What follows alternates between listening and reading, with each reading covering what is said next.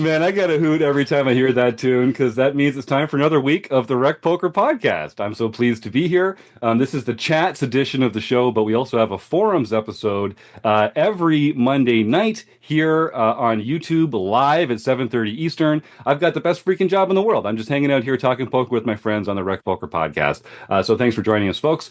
We're going to talk to Rob Perelman in just a moment, but first I have to mention that we're brought to you by Running Aces. They are the official sponsor of the Rec Poker Podcast, and most of what we do here is free. We're a largely volunteer-based organization, so we really depend on support from our sponsors and from our premium members who take part in our training material and study opportunities for only $22 a month. And I got a few new premium members to thank. Karen Boyd, Sarah Choi, and Colette Rankin. Thank you so much for kicking in your membership. It makes a huge difference to what we do here. And I just know you're going to enjoy some of the fantastic training material and study opportunities that we have. So look forward to getting together with me at some point over the next little while because I meet all our premium members one-on-one to kind of walk them through the site and the community. And I'm looking forward to meeting you, Karen, Sarah, and Colette. That's very cool. So everyone can always get their premium membership for $22 a month. If you want to use the code RecPoker, you can get your first month for only $5. And if even that sounds like a lot of money, we love supporting local food banks. So I'll just remind anyone, if you support a local food bank with any amount and send us the receipt, we'll happily credit you with a free month of premium membership here at RecPoker. And of course, most of the fun starts here with a free account where all it takes is an email address and a smile, although we do insist on both. So head on over to rec.poker and find some ways to get involved over there. Now, they let me host the show on Monday, but I'm only one man, and it takes a group, a gang, a village, a crew to make all the magic happen around here. We call our group of wizards the Wrecking Crew because we're all huge dorks and we like puns. If you want to learn more about me or the rest of the crew, head on over to rec.poker/crew. Or you can just listen up because you're going to meet a few of them right here tonight, starting with producing co-host John Somsky. I'm John Somsky, also known as Poker Geek MN everywhere. And when I'm not producing the podcast, I'm trying to make sure our home games run. And my name is Joe Kulas. You can find me at Joe Cool PhD, cool with a K. You can find me most often on Blue Sky these days, but I still maintain a presence on Twitter just for advertising capabilities. My role is I run the PsyOps workshop, and that helps you understand cognitive processing, cognition, and how it's going, and psychological concepts that are going to impact your game on the poker field. And stick around for the end of the show. Jim always calls it the boring part, or maybe that was Rob that called it the boring part. But we have an exciting announcement that every poker fan is going to want to hear and want to know where they can participate. It's true. We got some cool stuff coming up at the end. Rob Washam, though, we'd be remiss without hearing from you first. Yeah, and I'm Rob Washam. You can find me as Rabman50 just about everywhere. And on the first and third Wednesdays of every month, you can join me and a bunch of our premium members as we discuss the latest poker strategy book. That's right. Rob's been rocking the book study for several years now, and you can meet just a few of our Wrecking Crew members here tonight, but go to rec.poker/crew. You'll see a bunch of smiling faces, all enthusiastic folks just looking to help you with your poker game, so I hope you go and check that out. But you're not here for us. You're here for the guest. I am super excited for this. It's the one, the only, the man, the myth, the legend, Rob Perelman. So, Rob, let's just start right off with the platitudes. Thank you so much for coming on the Rec Poker Podcast. Oh, no, thank you so much for having me. I know we talked about this over the summer, and I'm happy to finally make it happen. Yeah, man, for sure. Me too. So if folks don't know, and how could you? Rob and I were playing in the World Series of Poker together this summer. We were playing in one of the bracelet events because we have great lives and we're the luckiest guys ever. And I just found this really fun character, one seat to my right. And we started talking about hot dogs and are they sandwiches and other fun stuff like that. And I was like, I like this guy. And then I got to know you better. It's like, you actually have a fascinating story. You've worn a lot of hats in the poker industry. I was like, we got to get this guy on the show. So I guess two questions. Did I sum up our meeting correctly? And if our audience doesn't know who you are, how would you define your own role in the poker world? Yeah, you summed it up very well. And actually, there's a point that I don't even know if you know about me. My whole kind of career started with Rec Poker, the original RGP news group. What happened was I just discovered poker and I was playing a little bit, and I was a nerd like you guys, and I was playing we had a little home game from RGP.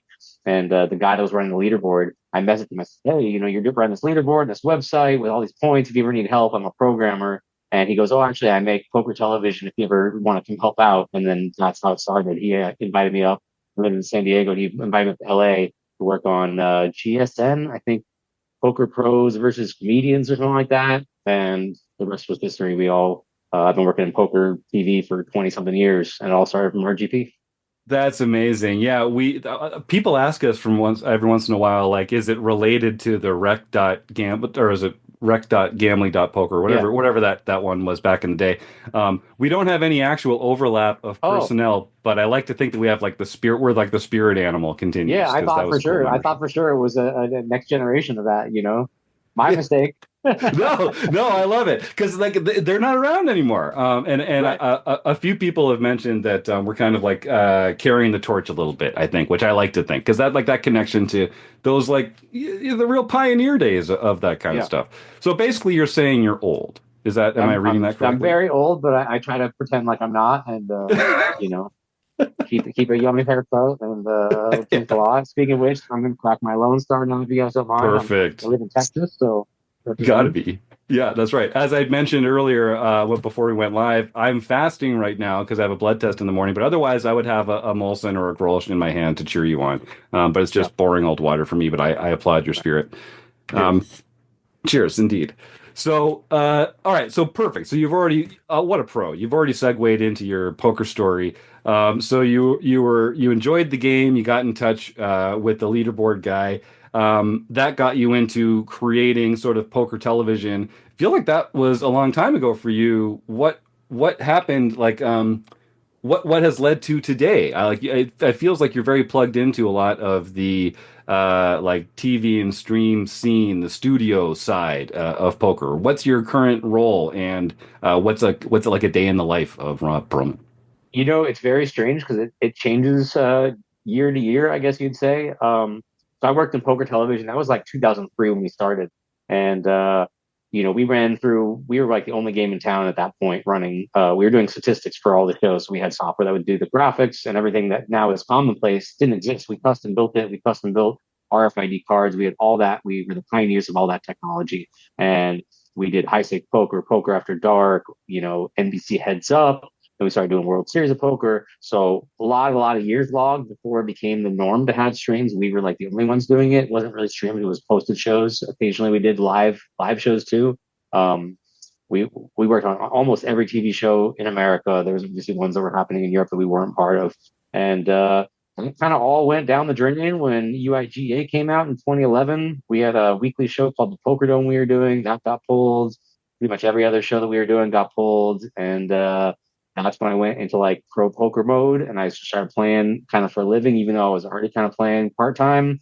And I got very lucky to win a really big tournament in 2011, Heartland Poker Tour. Right, it was January, and then UIGA happened in April, so I had a nice little cushion there. And then in 2012, I kind of got bored of the game and quit, and Hmm. didn't do anything really. I dabbled here and there in TV as it came back. But they wanted me to move back to Vegas and go to Poker Go Studios, and I wasn't interested.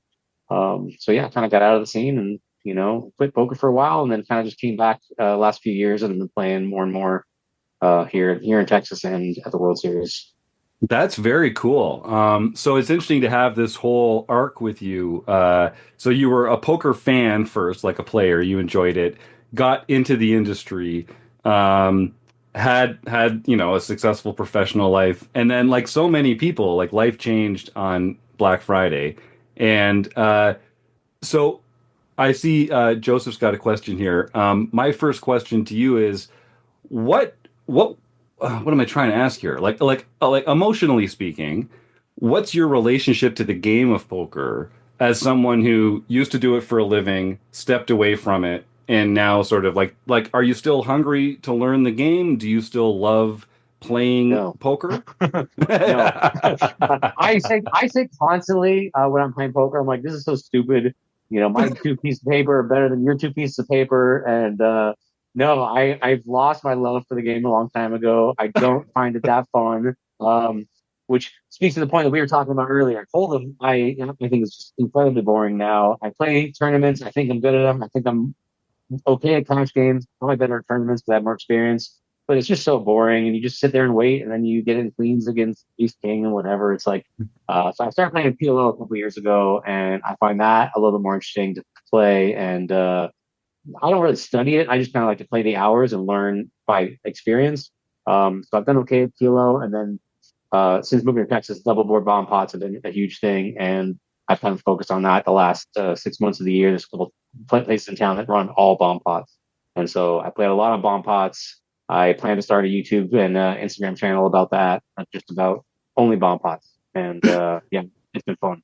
That's so cool. So we're going to talk to Rob about some double bomb pot PLO strategy closer to the end of the show. I just want to remind our YouTube audience, thanks for tuning in live. One of the perks is that you get to participate in the show here. So if you have any questions for Rob, please type them into the YouTube chat. I also need some recommendations, some suggestions of folks that we can play stake, study, stack with and put Rob in the blender later in the show. And I also want to remind our folks that stick around after the interview. We're going to give away a fantastic prize to one of our raffle winners who take part in our food bank raffle.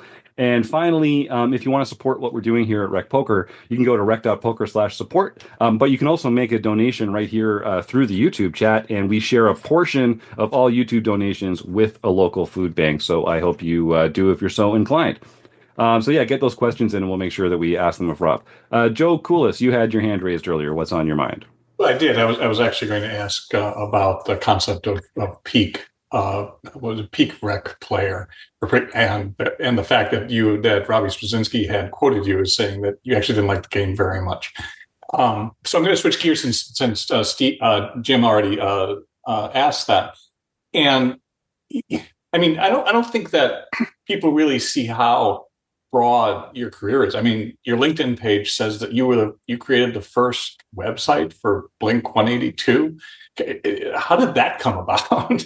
Yeah, so it's funny because I always say I'm like the Forrest Gump of, I jumped all these careers, I've had all these trajectories, and everybody's like, wait, what? You did this? You did this? Yeah, when I was 16 years old, I had a VHS compilation of all these music videos that I taped off MTV, and people started borrowing this video, and they were really interested. I said, maybe I can make this video originally. And so I got all these bands' music videos, and one of them was Blink 182 when they were just starting out. It was their first record, and a friend of mine did all the graphic for it, and I did the website and just to advertise the VHS. And we came up with this great website when nobody had graphics. It was all just text-based websites, and he goes, we should make a website for our band. I go, okay, who? He's like, well, you talked to Blake with this video. They kind of doing good. Let's go chat with them. I went to Mark, the bassist. I said, hey, do you guys want a website? And he goes, what's that? And I explained to him what a website was because it was so neat. It was 1996. I'm like, everybody's going to have one, and it's going to be a thing you just need to have as a band. He's like, wow, let's do it. And then we made a website and, worked with them for a couple of years. I toured with bands for a while before. That's actually how I found poker. If you really want to back it up, I did a couple tours, and in between tours, I was at home just sitting there, and all my friends were working, and my friend showed me Golden Palace Poker. They had free sit and goes with 5 cent, 3 cent, and 2 cent prices. So I used to just grind the sit and goes, not having any idea what to do, and just building a bankroll from literally zero. And I turned that into $1 and played a multi-table tournament, won $25. So I literally started with zero in poker. But it was all just killing time between tours. I find it fascinating when we talk about a lot of poker players, particularly people who've been in the field, is that you're taking this non-traditional route, right? It's not like get job, get house, stay in house, build wealth, and then retire at some point. And in fact, our previous guest last week also had a similar path where she was just staying all over the place and talked about staying in Thailand. And I believe you stayed in Budapest for a while, doing the cheap living in order to make things work. And so I'm a psychologist, and what I'm always interested in is what drives somebody to essentially reject the basic premise of what most people see as the American dream or the Canadian dream, maybe not the Canadian dream, but the American dream, the house, the family, and the stability that comes along to say, you know what, no, I'd rather do these 55 different things. Why do you think that you're attracted to that? Oh man, that's an excellent question. I love the way that's phrased in a very psychological way. I don't know, to be honest. I had a couple jobs when I was like 18 years old, and I never liked working for somebody else. Now, obviously, working in poker television, I was working for somebody else, but it was like the jobs were contract jobs. So most of it was like, hey, do you want to work this? Do you want to work this? And it was my choice whether to work it. And I just love the freedom and the flexibility. And through touring and the beginning of my poker television career, I discovered that I love traveling. So for me, it was a way to travel. And they're like, okay, you're going to do this show. And then a month later, we have this show, and like a month in between. And that's when I started spending a lot of time in Budapest and in Europe because they would fly me over. We did World Series in Paris and in London. And they'd fly us over for like a week. And I'm like, wait, you're flying me all the way here. I want to like check it out. And so I'd stay for a couple of weeks after, and it would cost me nothing in the flights because I'm already there. And so I started traveling more and more. And basically, anytime they sent me to Europe, I would just stay for the maximum amount of time until the next show in America or Australia or wherever it was. Do you ever feel like, so I often talk to people about, when you go through one door, right? If you choose to be vagabond, you can't be stay at home. Do you ever look back at that other door and say, sometimes I wish I had that stability, the feeling of like knowing where the next 10 years is going to be?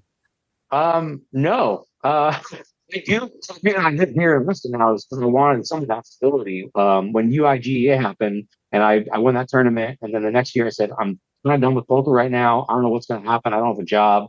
So I got rid of my house in Vegas and I started traveling, and I thought it was going to be a few months, maybe a year. It ended up being 4 years where I just had no home base. And from 2012 to 2016, I was just on the road living out of a suitcase. And at some point I was just like, I'm tired, man. I just want to like wake up and press the Keurig button on my coffee machine and, have my electric toothbrush plugged in the bathroom and not have to top it up every day. And so that's kind of like I moved back and I have that somewhat of that stability, but I still do like I go to Europe for a month twice a year now. But I have this home base, and I feel like I'm throwing away money renting an apartment where I'm not even staying, 2 months of the year. But it is nice to have all those things of, comforts at home, things and stuff on the wall behind me.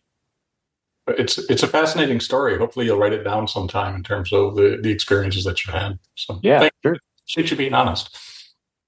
Absolutely. I'm always honest, and I tell stories about this and that. And, I kind of just don't live by regrets. A story I always tell is I didn't go to prom. I didn't go to graduation in high school. I was like, I'm just not feeling it.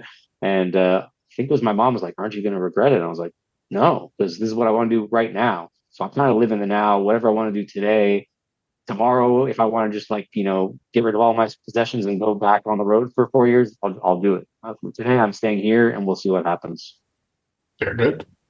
I've got one question here from the YouTube chat. Midwest 1811 says, what did Binions smell like in June 2007 when you won first place in the first annual Binions Poker Classic 150 buy-in? Yeah, I remember those were such happy times for me. So this is like, I think he's talking about my first 5-figure win. I won 10K in a Binions tournament there. I was the king of Binions. I'm just gonna say when I was not making poker shows, my schedule was wake up at like 6 p.m., go downtown and go back and forth between Binions and the Plaza. And they both had like $100 daily tournaments that lasted like 4 hours. So little play, but they were so bad at poker that I would like win a tournament a day. And I would go back and forth, back and forth. At 2 a.m., would take a break and get done on steak and eggs. At like, I don't even know, 4 queens maybe. And then I'd go through my day at like 4 a.m., 6 a.m., go home. And then sometimes I did a breakfast buffet from the Red Rock casino hotel. And oh yeah, it was amazing. I love Binions. And funny enough, the tournament director at Binions, I don't know if you know this, is Paul Campbell, who's now like the TV of the world at Aria. And we started out, he was running my $100 tournaments. He'd see me like every day. And that tournament. What did it smell like? Oh my God. It smelled like cigarettes and desperation and God, like coffee and shrimp cocktail, I guess. Playing there was amazing. I don't think I ever play at Binions, but like all the dealers never ever left. So every dealer that was there was like 100 years old and would tell stories about the like 1984 World Series of Poker, dealing with Doyle and crazy. They all have the most amazing stories, and they're just lifers. I don't know. I think the poker room's done, but it was amazing to play there for a while. That's awesome. Let's talk about your job right now, or let's say like the role that you sort of typically play in your work. What's one thing that you really enjoy about it, that you genuinely look forward to? What work are we talking about? I'm not doing no work now. Well, that sounds pretty nice then. But like, Yeah. what do you do? Like, let's talk a little bit about your actual like duties in a production sense. Like you talked about like Yeah. lining up the cards, the graphic stuff, and like So yeah, we're what's the talking fun about part about it?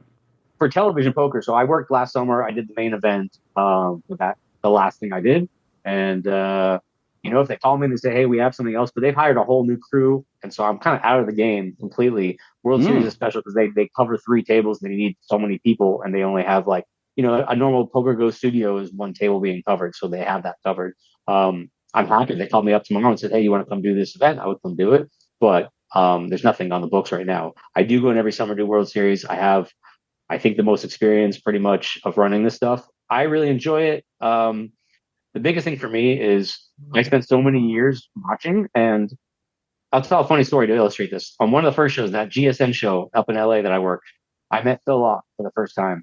And he's like, "It's so cool. You get to watch all the cards and to see all the pros and blah, blah, blah." And I'm like, "Yeah, it's awesome. Like, what better education do you have than sitting there and watching high stakes poker with Phil Ivey and Dylan and four-barrel bluffing them, and you get to watch how they're reacting and what they and I don't know if you know the thing I'm talking about, where they're like 4 barrels Phil Ivey. Phil Ivey's got ace high, and he makes a pair of fives in the river, and he's tanking. And I go, he's not tanking because of his play. He thinks ace high is good, and I was just like in their minds and getting to see everything. So. But the World Series of Poker, obviously, you see some terrible stuff the first few days. People don't know what they're doing, but when you get to the end, you get to really play high level, and you can put yourself in their shoes and go, "Wow, what would I do in their situation with this hand facing this direction?" Of course, you see the cards. I know what everybody has, but in real time, you're like, "Is he going to do this?" And then for me, as a poker player that I'm playing now, I'm always watching. I'm big on like on you reading people, talking to people. So when I'm working, I'm always watching mannerisms, and the guy's bluffing. I'm studying his mannerisms to see if I can get anything that I can use in my game at home. Oh, he did this, or what did this mean? Did it mean something? He tanked for like a minute and a half and then raised. So maybe that type of stuff really helps me out. Nice. So let's talk a little more about sort of PLO and playing. I've got a question here from the RRCCC. What is your favorite PLO book? Do you have a favorite? Oh man, it was funny. So when I got sick of Hold'em like 3 years ago, and I was like, maybe I'll just play PLO. I downloaded Jeff Wang's book. I blank on the title. I had it in my library. I think I met him years ago, and he gave me the book, so I just had it sitting here. So I downloaded on my Kindle and actually bought into the game, not having any idea what I was doing other than just knowing cards. And I'm reading the book while I'm playing. And after about 40 pages, I kind of put the book aside. So I was like, I get it. If you play enough poker in life and play different games, you kind of just like understand like how to move forward. Of course, there's things that you aren't going to get, but like hand selection is kind of like intuitive to me. So I just kind of played it, put the book aside. I actually want to read the other one now that I watch all the PLO series at Poker Go Studios. The guy who's doing commentary, I forget his name too, but I downloaded his book. I'm going to try to read that at some point. But I've been so busy doing other things that I haven't had a chance. But yeah, again, for me, it's all about let me just play and let me make mistakes myself and see what I've done wrong, or watch somebody else's mistakes and go off that. Maybe this one. That's the one. Yeah, exactly. Yeah, Yeah, Fernando. Yeah. That's I'm very much a Hold'em player, but Yeah. we've made a real emphasis Well, over you're here. barely a Hold'em player. Let's So true. Thank you, Rob. Yeah. Thank you. I Yeah. appreciate that. um, okay, but what I was going to say before you so savagely cut me out at the knees there, was that like PLO feels like sort of the friendly game for Hold'em players who are looking to expand their repertoire and to play more mixed games. PLO seems to be like the next step into the mixed game thing. Do you have any tips specifically for Hold'em players that are maybe just starting out in pot limit Omaha, and how they can like avoid making some of the early mistakes that that are common to new players? Yeah, the biggest mistake is the hand rankings, the hand values are different. So like bottom set in PLO is not a good hand. I mean, Mm-hmm. I'm not saying you should be holding that, but that is not a hand to be betting, raising, or even worse, slow playing. When the flop comes, Jack 10 7, like there's probably a straight out there, depending on the action, how many players are in the pot. And hopefully you're not worried about that. There's going to be 8-9, so you're not worried about that. So that I see a lot of players overvaluing over players, bottom sets, bad straights or bad flushes. It's a game of like, kind of making the nuts. And in bomb pots even more so. But yeah, in regular PLO, like you want to have the nuts, and if you don't have the nuts, you better be pretty cautious and aware of what's going on and aware of the other players. But that's probably the biggest mistake I see. Somebody's like barreling off with aces, and you're like, "What are you doing?" And it's like, I have top set. So it's interesting. So we'll start talking about bomb pots here. So I think for most Hold'em players, our only real familiarity with PLO double board bomb pots will be on dealer changes in our Hold'em games. And so this is fairly common. Some places we'll just do one hand, and the only real rule is make sure to tip your dealer. But it seems like a complete departure from a lot of the like normal poker learning that we go into as Hold'em players because everyone gets to the flop. There's no opportunity to fold, so ranges are super wide. Plus, with 4 cards in your hand, like as you pointed out earlier, like it's a lot easier to intersect strongly with different boards. So the absolute strength of your hand matters a lot more. So what's so cool about this? What's fun about it? What do you love about it so much?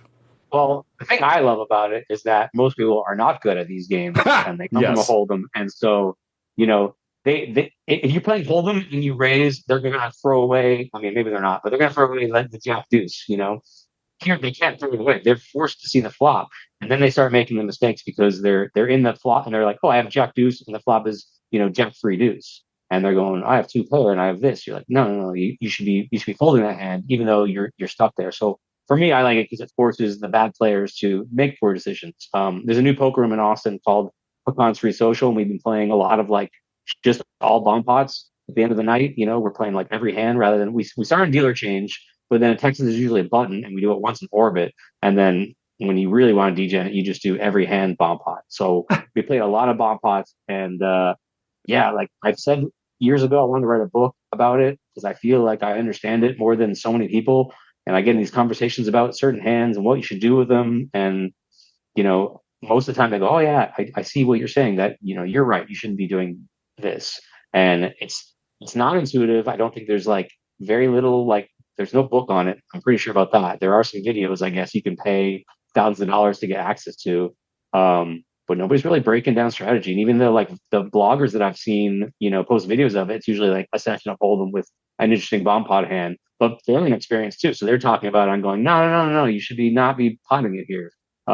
So yeah, I created a channel called Oops All Bomb Pots on Instagram, and I'm going to try to do like, fun with some strategy. That's the idea. We'll see if I get around to it. The account's there if you want to follow it, but we haven't done a video yet.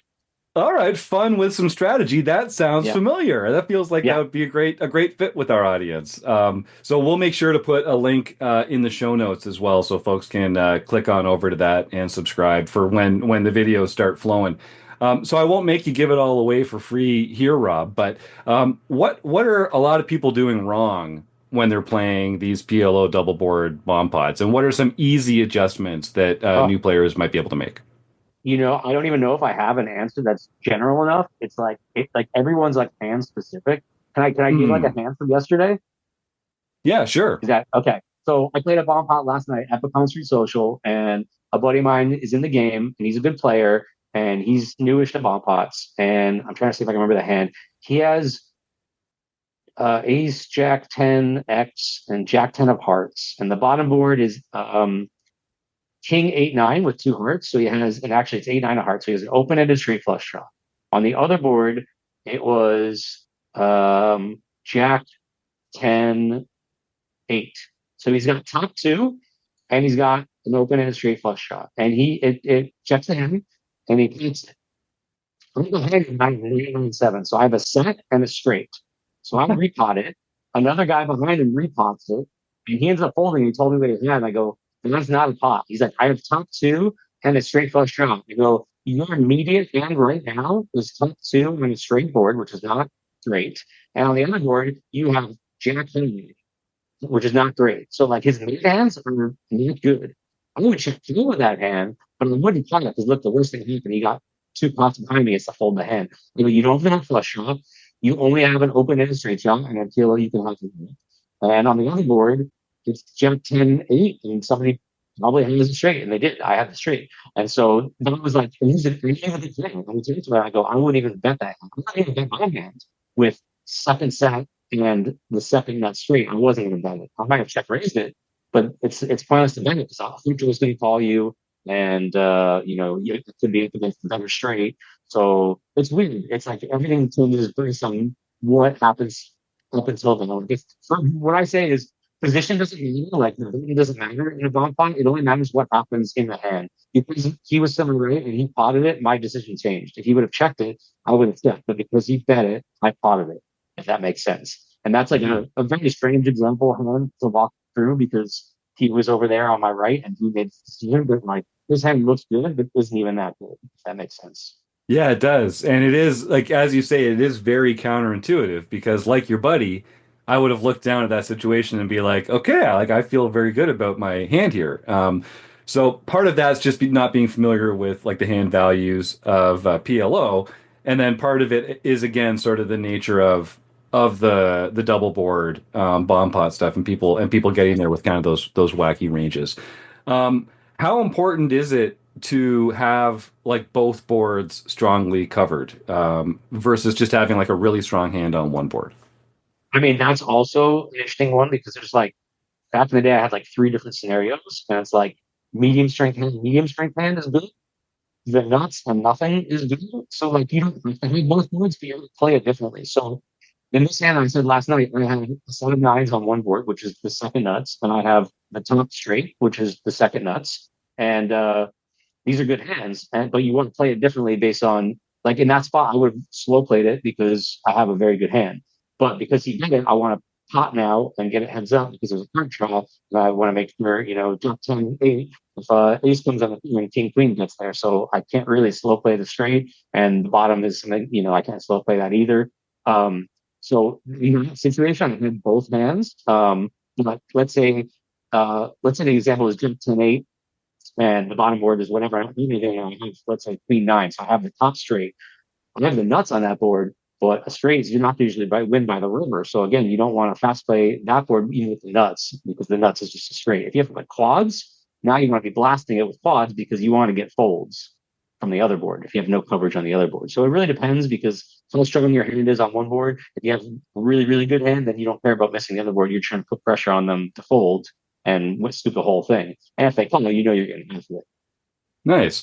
I'm getting some note that we're having a little trouble with your mic. I don't know. We'll just sort of keep on going, but in case sit a little closer or something, maybe we'll see what we can do. And then what made you decide? So launching a channel, that's like a completely different thing. This is like just you on your own, working from home. Like what's it like being in a less polished like studio environment? Yeah, I mean, again, I haven't done it yet. I've tried to like coming from TV, I try to I think I have a good eye for it. And so I've seen some vloggers and I go, I think I could do as good or better. I feel like a lot of the vloggers is very formulatic and they do the, oh, boom, and they have the graphics and explosion. And I'm like, you know what? I feel like I've come from TV. I've seen how it can look. I don't know if I can pull it off as a one person team, but I've always loved video editing, so it's a good challenge for me to make these videos, play these hands, and there's hands where I walk away and go, did I do everything right? Did I do it wrong? And I'm analyzing it myself. And so what better way than to like make a video where I talk through what I was thinking, why I did it. And I'm not saying any of this is right. I could be wrong about this hand last night where the guy had the open and straight flush shot. I mean, it's just my opinion that he should have checked it. And so, I'll post this. I'm sure I'll get a bunch of haters. Oh, you're an idiot. I would never fold this hand, But I mean, that's good too. Like, I mean, nobody's right yet. Like, it's not a solved game by any stretch. So, if I can explain my thinking, maybe people will learn from it. Some people maybe they'll educate me. Who knows? I love that. We're getting some good comments here in the YouTube chat. We're going to get very close to the end of the show here. So if you have any more questions for Rob, please get them into the YouTube chat, and then we'll be playing Stake Study Stack and closing the action shortly. Rob, one of the questions I always ask are more seasoned vets of the game, like yourself. you've played in a lot of card rooms around the country. You've played like a mix of cash and tournaments. I need a very specific answer from you for this, okay? So Okay. you're playing cash. It's in a casino that has a bad beat or a high hand jackpot. You're in the small blind, and you have the kind of hand that normally you would like to play to see if you can beat the jackpot. Is there like a code word that you say to the person to your left to indicate to them that you're not going to chop this time, but you actually think that you should play this hand? Wink, wink, nudge, nudge. There's not a code word, but I'm a degen. I want to play all my hands, so I'm not chopping the blinds. It's just not the only way I'm chopping the blinds is if like there's a whale and he's like, I really want to chop, and I'm like, okay, like I'll do whatever you want to do. But I'm here to play poker. I don't care if it's just the blinds. We're different too in Texas. We don't have rake, so there's no incentive to chop. We can play. So I'm playing all my hands. I'm there to play poker. I'm fine playing out of position in the small blind. So my code word is raise. I raise. My code word is raise. I love that. Yeah. And just to be perfectly clear, you've never heard of any other like code word or expression that someone might use if they're because you can't say out loud, "Oh, let's try and beat the bad beat jackpot or make the high hand," because the casino will put the kibosh on it. But have you ever heard of anything like that? Last question, I swear. No, yeah, I mean, I've actually heard dealers here because I know Lodge has a bad beat here in Austin, and people have said, "Oh, I have a hand, I have a bad beat hand," and then we play or whatever, and then like the dealer's like, "Yeah, that would invalidate it. You can't say like I have a bad beat hand." So, just like limp in and like look at the guy and be like, I call, and hopefully they get the message, I guess. Okay, Joe Kulas, did you have something there? Yeah, Jim's just hungry, because he's got a fast, so he's thinking about a hamburger, which... That's right. Oh, yeah, cheeseburger. Cheeseburger is the code that I'm familiar with in that spot. And I swear to God, other people have heard of it. Yes. But where did that come that's from? Ever been on the show, apparently. I picked it up in the Midwest. But I've heard it in various spots. Like geographically, many different spots around the world. Fuddruckers at the time. I don't think that quite... I mean, if you keep interviewing guests and you keep telling them that cheeseburger is the code word, eventually you'll hit everybody in the world, and we'll all know. Okay, well, you're really outing me now. That's basically what I'm doing at this point. This started as a friendly wager with Chris Jones, but he's won like 21-1 in his favor because none of y'all know what a freaking cheeseburger code word is. So fine. How many times has somebody said cheeseburger and they got the bad beat anyway? How many times has that happened? To my knowledge, never. That I'm actually familiar that's with. why like I don't waste my brain energy on a code word there. I'm just like, if the bad beat happens, it happens. If it doesn't, like let's move on in life. All right, I love it. All right, well, I mean, we could talk all night, man. I know we're already kind of coming up on the end of the show here. I'm getting a comment in the YouTube chat that Flamingo, Pelican, Cheeseburger all work in Illinois and in Northwest Indiana. Thank you, Midwest 1811. So there are answers out there. Oh, Michael Miller says Cheeseburger or Flamingo for my games as well. So all right. So we got to have Midwest 11 and Michael on the show is what I'm hearing about. They actually know how this is done, unlike some of our guests, Rob. You reminded me of a story I want to tell real quick. Please. We used to do a show called The Poker Dome, and that's where we had a table that was interactive. So when I was pressing fold, it was actually changing the lights in front of you. It was crazy. We had all this tech that like never made it out. But we had a lighting cue when the guy goes all in, it would like shine the lights on him. But the problem was everybody that was on the communications, the director's crews, everybody's like, oh, he should go all in. The word all in was always said. And the lighting guy was like, I can't listen for somebody saying all in because everybody's always saying all in. And we're like, what can we say that's never said? And somebody came up with Bora Bora. And so when somebody was actually all in, we would say Bora Bora on the microphone and he would like shine the lights on him like a little spotlight. And it's like this thing that only like 50 people know about, but like anytime I see an all in, I'm always like Bora Bora. And it makes no sense. But yeah, a little code word for you there behind the scenes. That's perfect. Let me tease one more story out of you, and then we'll let you go. Rob, what's one story that you have, like one thing that you've witnessed professionally or as a player that's right on the edge of like, should I actually share this, or is it like too scandalous, or like not really appropriate for a PG rated show like ours? What's one that's close to this show? So I I actually have a story that I was like, can I tell this story on the podcast? I was like, no, Perfect. I can't. I can't tell the Perfect. story. I thought about it and I can't tell it. I was trying to figure out a way to tell the story without telling the story. And the best I can do, let's see if I can phrase this without getting sued in a court of law. Whatever, we cover tournaments. We're like reporters, right? We're covering the tournament. Things happen. I see buttons move twice or not move at all, and if I can catch it, I say something to the dealer. But it happens so often, it's like whatever. There was a major tournament that we covered. I don't know what year it was or where it was, but somebody got mispaid by like 5% or 10% of the chips in play on the all in at the final table of a very big tournament. Um, can't imagine a bigger tournament that might be there. And yeah, nobody caught it until the commercial break or whatever the break in the tournament. And then they go, "Did this happen?" And I go, "Yeah, I think that happened." And the guy that got shorted ended up winning the tournament anyway. Oh So it wow. all worked Okay. out, I guess. But butterfly effect, maybe it didn't. I don't know. But yeah, I mean, it was crazy. And like, I mean, things like that happen. We had a show on the Aria. I don't remember which one it was. And Doug Polk raises, somebody else calls, the flop comes out, and I'm waiting for the flop to come out in my software, which I have guys behind me, and I'm like, guys, where's the flop? What's going on? And they're like, there's two queen of diamonds on the flop. We can't type in the flop. And I was like, what? And I looked down, and sure enough, there's two queen of diamonds on the flop. And meanwhile, the guy checks Doug Polk has bet, and the other guy folded, and the dealer's about to push the pot, and there's 10 guys at the table on a live stream, and there's like 50 cameramen and directors, and we're the only ones that see it. And I stopped the dealer. And I go, wait, don't do anything. And she's like, what? And then they realized what happened, and sure enough, there was two queen of diamonds out there.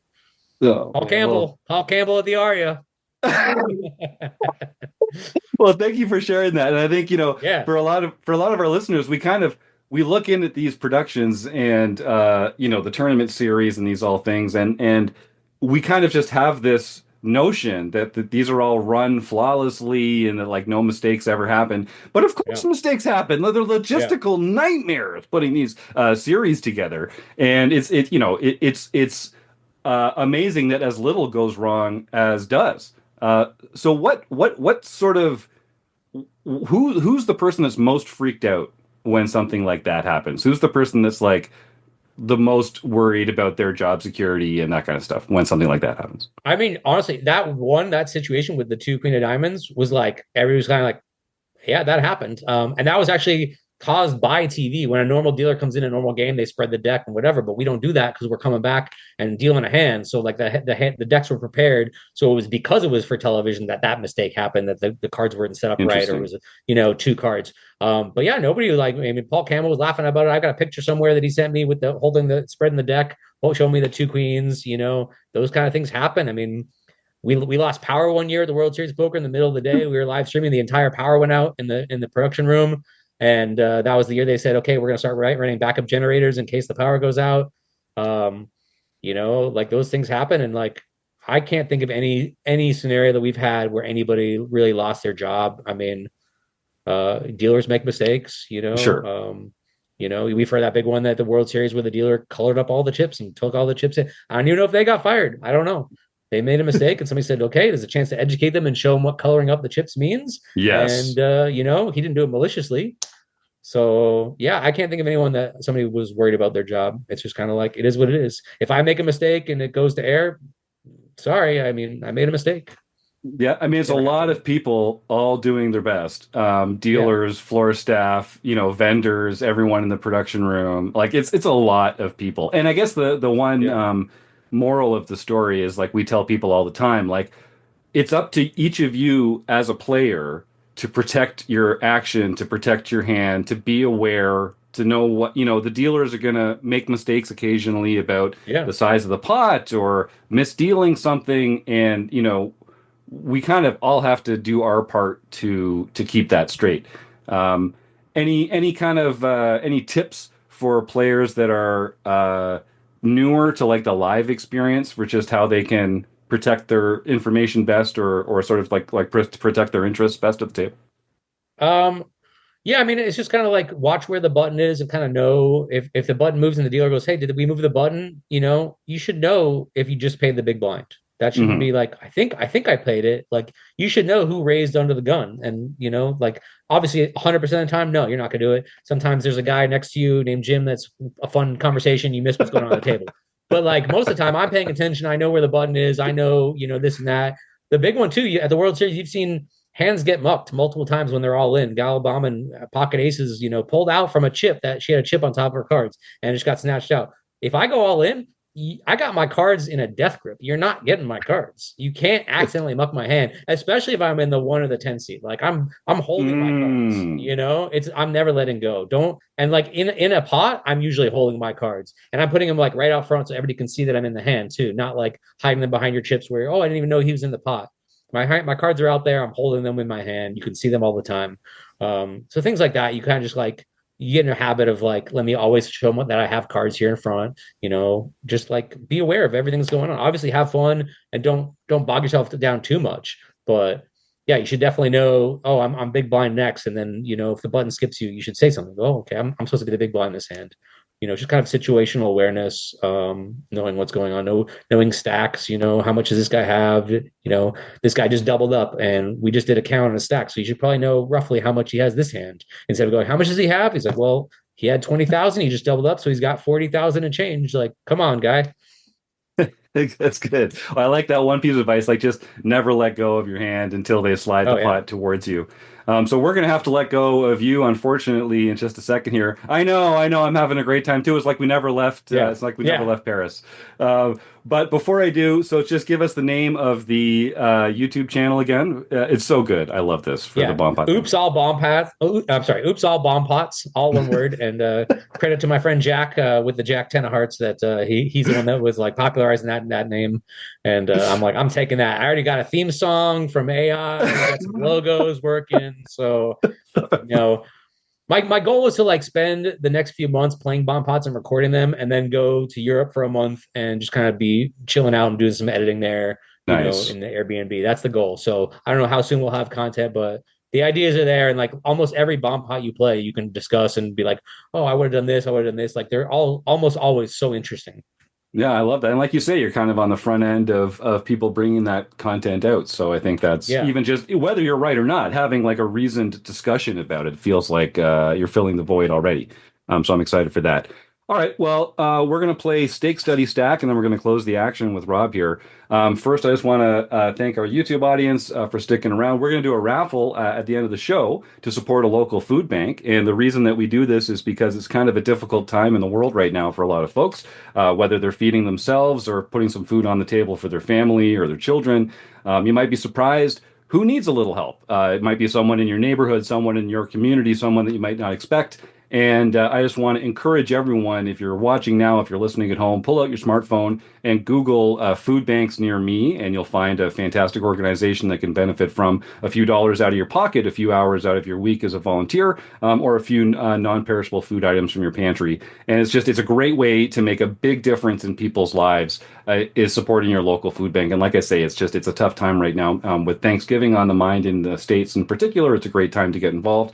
And we're going to be doing a special announcement after the interview for some other fantastic ways that as poker players, you can not only support a local food bank, but also really benefit from some cool stuff that Joe Kulas has been organizing. So we'll talk just after the show. Anyway, so to enter the raffle, all you have to do is type the words food bank into the YouTube chat right now. So please do that while we play our goodbye games with Rob. And then we'll draw a winner closer to the end of the show. So yeah, go on ahead and just type the words food bank into the YouTube chat. All right. So we are going to play Stake Study Stack. Rob Perelman. I'm going to take a couple names here that were suggested in the YouTube chat. There's some fun ones here, I think. So Stake Study Stack. I'm going to give you 3 names. You need to choose one to stake in a poker tournament or cash game, one to study with, and one that you'd like nothing more than to just stack them and take all their chips at the table. Are you ready? I have a question though. Okay. I'm studying their play, or I'm helping them study. Ooh, I'd say you're like studying with them. They're like an active participant in your own study. Someone you would like study along with. You're like a coach. You're like a coach. Yeah, okay. Who do you want to coach you? Okay, if you were to study. I want. Because I'm like, there's plenty of players. I'm like, oh, that guy, I need to have him study. But you're saying, yeah, Yes, Yeah, yes. It would be to You're your studying input. with him. Okay, Yes, very important. exactly. Got it. All right. Okay. So the three names that I've got here are Matt Savage, Okay. Jack Eiffel, and one of the 100-year-old dealers from the Binions. Your Oh my choice of God, which so one. good. Wow. Oh, I can't stick any of those people. For those that don't know, Matt Savage is my buddy who's like tournament director for World Poker Tour, and I work with him for like 20 years. Man, he sucks at hold'em. He's good at if hold on. I'm gonna stake him, but with a caveat, it has to be like an old man game like stud, like 7 card stud or Omaha high low. He's very good though. So I'm gonna stake Matt. Okay, we're gonna get that one out of the way. Jack Effel is the World Series of Poker tournament director, and I don't know if I've ever seen him play a hand of poker. Um, we're gonna study with him. We're gonna help him out. We're gonna get in the lab. He's been around poker forever. He's got to be okay, I would assume. But yeah, I've never seen him play a hand of poker. I've only seen him say, "If you're calling 17, you're calling 22. Let's roll." Classic. Okay, and so I guess yeah, the 100-year-old dealer, we are gonna stack. And then they're gonna pass out and be done. Yeah, that's typically cruel. Typically cruel, Yeah. from what I understand about you as a person, Rob. Thank you. Yeah. All right. Well, then let's close the action. So this is our speed round. So I'm just going Yes. to throw a bunch of rapid fire questions at you. I'm so nervous about this one.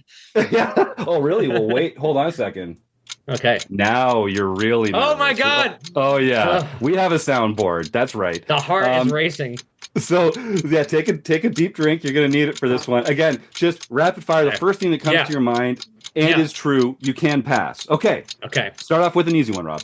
What is your favorite poker hand? Aces. Is poker a gamble or a skill game? Oh, skill game. What's your biggest poker pet peeve? Oh, I have so many. Players that tell the dealer what to do and they're wrong. That's a good one. Is Die Hard a Christmas movie? Yes. Is Ace King a drawing hand? No. Is a hot dog a sandwich? Absolutely. We've been through this time and time again. And I just want to say, last night at Pecan Street Social, I said, I'm going to get this question. I want to make sure we're all on the same page here. And there was some confusion. There was some conversation, but I got mostly yeses. Okay.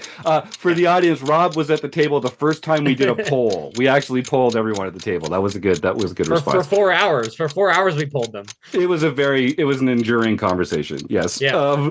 What about a taco then? Is a taco a sandwich? No. Well, you draw some weird lines. All right. What's one thing you're afraid of, Rob Perelman? Oh my gosh. Dying? Dying's a big one. That's a big one. Should vacations be lazy or busy? Lazy. What's your favorite brick and mortar poker venue? Oh, I mean, I've said it 3 times already. So yeah, the new room in downtown Austin, Pecan Street Social. It's amazing. Right on 6th Street. What about a calzone? Is a calzone a sandwich? No, I mean, hold on. Time out here. It's 2 pieces of bread with something in between. The taco is 1 whole shell, and the calzone is all enclosed. The hot dog is 1 piece. It's got a thin membrane, but it's 2 pieces. Okay, so a submarine sandwich would also be a sandwich by that rationale. Absolutely. I mean, it's submarine sandwich. So okay, well, what about an open face sandwich? No. But it's right in the name. I mean, be consistent, man. What? Come on. I mean, I'm remembering our conversation now. We're like, if this guy raises, this guy re-raises behind me, am I sandwiched between them?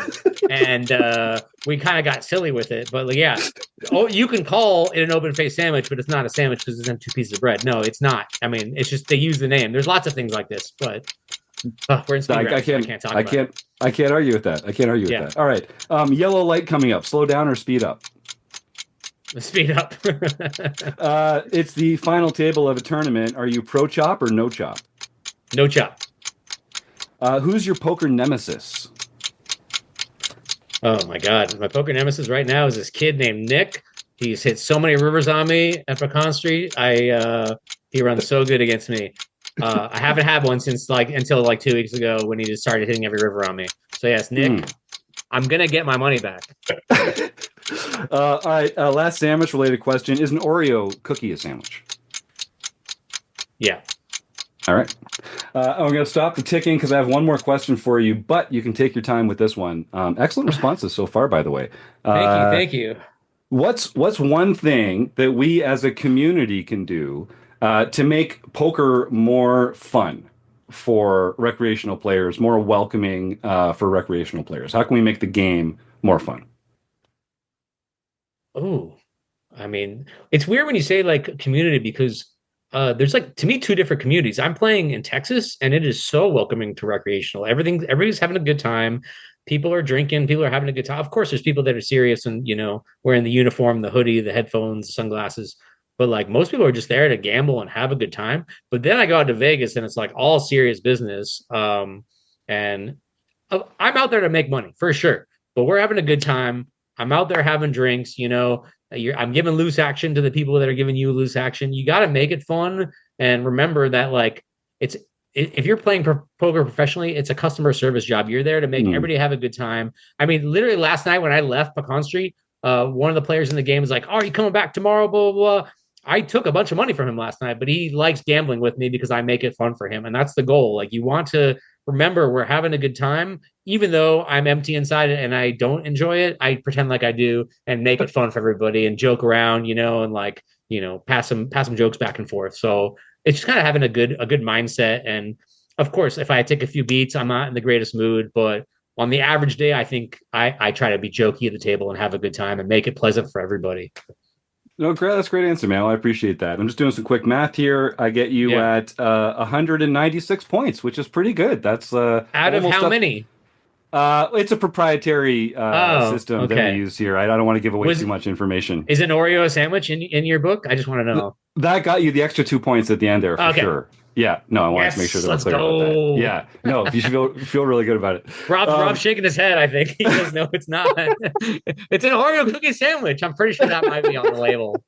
I'm shaking my head over the algorithm that he uses to come up with these scores. It may be influenced by Clive Anderson's approach on whose line is it anyway. That's the most I'll say about that. I'm pretty sure that you're looking at your blood pressure index. That's the number you're looking at right there. Well, my blood pressure spiked today for sure because this was such a fun interview. Rob Perelman, if folks want to reach out and say thanks for coming on the show or that they enjoyed your material, probably the former, let's be honest. What's the best way for them to get a hold of you these days? At Twitter, other social media? Obviously, they'll check out the YouTube channel, but where are you and how can people hang out? Yeah, I mean, mostly Instagram for me. I'm Don't Call Rob on Instagram. And if you want to hit me up there, of course, you got the Oops All Bomb Pod account is live with no content. So either of those, always happy to talk and answer questions. And I'm always telling stories at the table about all the hands I've been behind the scenes for, every major hand, in the history. So I love chatting about the time I've spent behind the scenes. Happy to do so. Well, awesome, and genuinely, thank you for coming on the show. And it's taken us too long to put this together, but I hope our paths cross again sometime real soon because you're a very fun guy, and I like hanging out with you. Did you win that bracelet, by the way, in that event we played? You won it, right? Tragically, still braceletless. But I'm going to go back next year and try. Yeah, me too. With the bracelet, some of the people that had helped stake him would not be sitting here with just one guitar. That's probably true. That's probably true. I found your first call. I'm mistaken, Jim. I mean, what are you thinking? I was saying, I have to say it now. You played, if I remember correctly, you played pretty damn well for what you call an amateur. I mean, thank you. I think you and I both made no mistakes. I remember a hand where I folded ace queen on an ace high board that was pretty tough against an obvious set, or did I not fold? I forget. I think you didn't fold, and you were beating yourself up for it later. Yeah. But honestly, I remember you obviously are a very high level player. And I enjoyed playing next to you for sure. No, you played great, and I'm sure we'll sit together again sometime this summer, and we'll both play great and not win a bracelet again. That's that. You know what? That actually sounds like a lot of fun. I'm down for that. Yeah. Let's see. Let's see what we can do. All right. Okay. Rob Perelman, thank you again, my man. We're gonna continue talking about some home game results and some other cool stuff. But thanks again. We'll talk again soon. Thank you, guys. Appreciate it. All right, John Somsky, why don't you take us through some recent home game results, and we will give away a fantastic prize and roll on out of here. All right, on November 18th, Kel Brown 73 got his or her first nightly victory. Congrats. Michael Babker got his fifth nightly victory for the year. Rabman 50 Rob Washam got his first nightly victory for the year. Ooh, wow, Kathy right. Chain, or Aces 54320, Kathy Chang got her sixth nightly victory for the year. A really mad guy, got his seventh nightly victory for the year. Bruce K54, Bruce Kiefer, got his sixth nightly victory for the year. Bone Crusher 14, Marcel Dusick got his second daily mixed victory. And then Evil Roy CA, David Westerveld, got his fourth international victory for the Of year. course. Kumbinkly, Eric Jin got his Ooh. second international victory for the year. And then Michael Babker, won the LPP event. So he can contact info@rec.poker for his free month of Learn Pro Poker. And that is his second LPP victory this year. Amazing. Yeah. So, folks, Rob? I want to put a shout out to Kathy Chang. I mean, I don't know if anybody else is following her, but she's on Learn Pro Poker School, and she puts out what she's doing. She plays everything all the time, and she's crushing mixed game tournaments all over the place. And then she shows up on a Rec Poker home game and crushes us players too. I mean, the gal just can't stop playing poker, and she's very, very good, and she loves the mixed games. So I just want to give a shout out to Kathy. Way to go.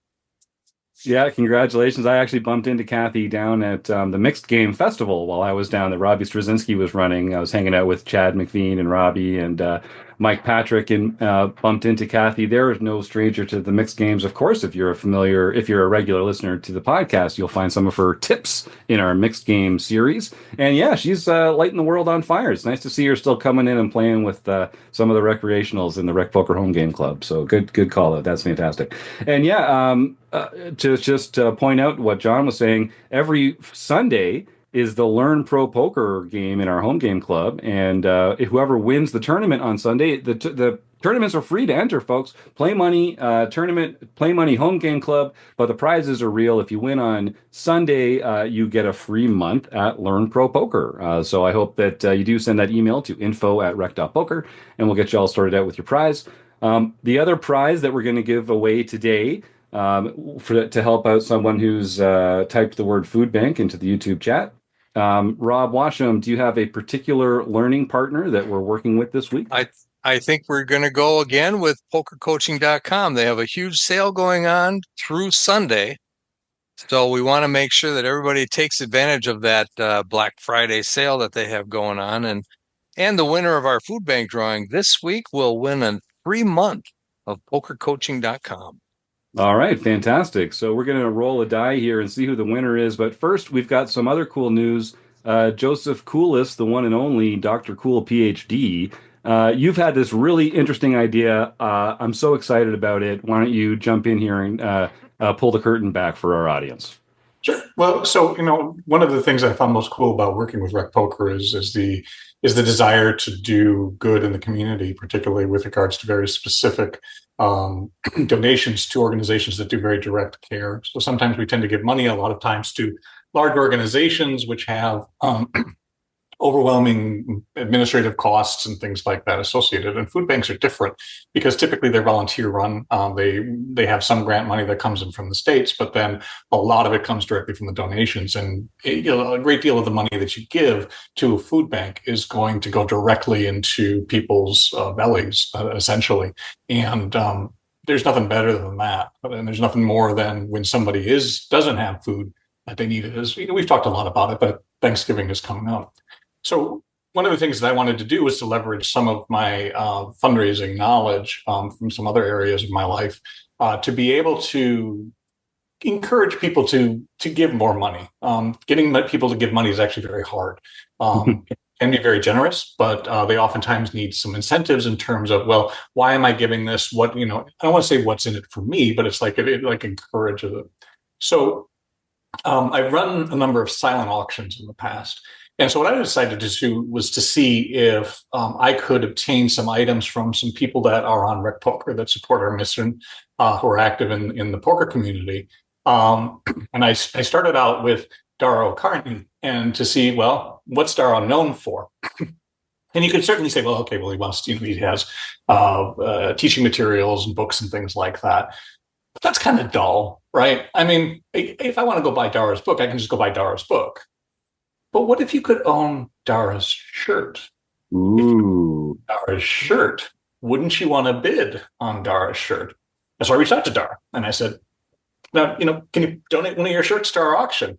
And he said yes. And he said he would sign the shirt. And he had a good time in terms of actually picking out, he had his wife pick out the shirt and he's going to mail it to us. And so I said, well, let me see if I can get some other people. So the next person I reached out to was Carlos Welch. I don't know a lot of people in the poker community, but I know Carlos and talked to him multiple times. And I said, hey, Carlos, would you, is there some, I want to just have something that says Carlos Welch. And I said, would you sign a Prius, like a model Prius, and then let us sell that in our silent auction? He said yes. So we have a model Prius from Carlos Welch that he's going to sign. And so I just started reaching out to a number of people, and I'd like to be able to share my screen because I'm pretty impressed in terms of the number of people that I was able to get to donate. Unfortunately, you won't be able to see this yet because the site isn't up live yet. Can you see the screen, Jim? Yeah, it's coming through now. Got it. So we have, for instance, Alex Assassinato Fitzgerald is donating a death metal Arby's shirt that he is willing to sign that speaks to his career. Andrew Brokus is going to doodle in a book, and he's willing to actually, if you send him a picture of you, he will doodle you in the book, sign it, and then send it to you. Brian Winter, and I'm only choosing these, kind of randomly. It's all of them are great, right? Brian Winter, the Golden Blazer, is donating Brian Winter's Golden Blazer, the one that he wore, and we have pictures of it online. There's Dara Carney. Clayton Fletcher is donating the jacket that he wore in his deep WSOP run that was seen, and per his quote, was on ESPN more frequently than LeBron James. Even our own Jim Reid is going to, he probably doesn't know about the second part, but he's donating some coaching, and he's also going to put in the secrets of sandwich making because that's one of his great skills. You got some inside tips there you can't find anywhere else. It's true. Exclusive content simply purely for this fundraiser. But Joey Engram is donating, Ryan LaPlante. Laura Eisenberg is donating one of the neatest hats that I've seen. It's this great big top hat that's woven, and it has these cards in it, and it's just fantastic. I mean, I'm gonna have a hard time not bidding on it myself. Slow Poker is donating the shirt he wore on Max Payne Monday, and some card protectors that he has. And we're not done yet, folks. I'm still getting people who are writing me and saying, yeah, absolutely. For those people who are more interested in more straightforward things, Barry Carter's donating some of his poker satellite strategy books. Gavin Mathers is donating poker acceleration coursework for you. Let's see. Oh, and AJ Rudolph is donating 2 hours of poker coaching along with homework that she was very kind to do. So there's really kind of something for everybody. And again, keep in mind, all of this is not because we're trying to open a store, right? RecPoker is not taking a dime from any of this. I've donated all my time. Jim and I had talked, and we're not trying to do this as a means of driving things to the site. This is totally a charitable opportunity for us, and I couldn't be more happy in terms of how things are going. So the auction is going to run from December 2nd until December 16th. I originally was going to go 1 week, but we've got so many items and there's so many more things going on that I decided to extend it for a little while. There are going to be new items coming up, so you want to keep returning to the site repeatedly in order to see what new items that we have held back and what's going to be available. You're going to find something that you'll like. You're going to find something that's pretty cool, and you're going to find something that probably nobody else will ever have. And how rare is it that you could have a piece of poker history that nobody else has? The site is going to be at givebutter.com /RecPokerFB, one word. So RecPoker Food Bank.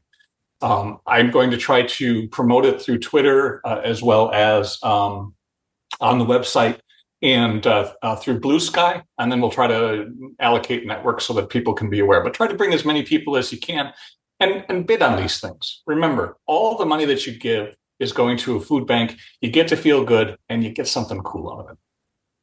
Right on, Joe. This is great. I'm so glad that you're doing this. I'm so proud that Rec Poker can assist. And yeah, we'll make sure that that link is in the show notes for this episode as well. And we'll also be mentioning this again on the next couple weeks of shows, so that live listeners can make sure that they don't miss the opportunity to go in and check that out. So folks, help your local food bank and get some cool poker stuff. Like some of the stuff is really not available any other way. There's some very, very interesting, fun, unique items here. So thank you to you, Joe, and thank you for the people that you're working with who are donating this stuff and being such good sports for such a good cause. All right, well, let's give away a prize of our own here. One of the learning partners that we work with here, as Rob Washam mentioned, pokercoaching.com. I'm just going to run down the list of the YouTube chatters who have entered the raffle. It's John Doe, Midwest 1811, Joseph Walton, Blue Jewel, K-Poker Wannabe, Michael Miller, the RRCCC, JD Malay, and then I see Joe Rafter. That's 9. So I've got a 10-sided die here, and if we roll a 10, I will donate $20 to a local food bank of my choosing up here in Ontario. And otherwise, we're going to give away a fantastic prize to number 8, which I think is JD Malay. All right. Well, congratulations, Joe. You're going to love it. I hope I didn't just dox JD Malay, but it's Joe Malay. He's a premium member and a great guy. And he's the guy that won last week's food bank drawing for the same prize. So we'll have to do something a little different for him this week. All right. Yeah, we'll get our crack team over at info@rec.poker to figure something out. Thank you, crack team. Joe, please send that email to claim your prize. And thanks to everyone for getting involved. Oh, we also have some. And we do have. I want to say, Joe, go out and buy a lottery ticket because your luck is running pretty high. Maybe get involved in some real poker as opposed to the home game. I think it's time. Go out there and get it, man. Go get it. Go get it. And I totally forgot. We also have some other exciting news. I was speaking to John Barrows at Running Aces, and we have some dates for the next Rec Poker weekend at Running Aces. This is going to be on January 31st to February 1st. It's the last weekend in January, the first weekend in February. I'm going to be flying out there on Thursday.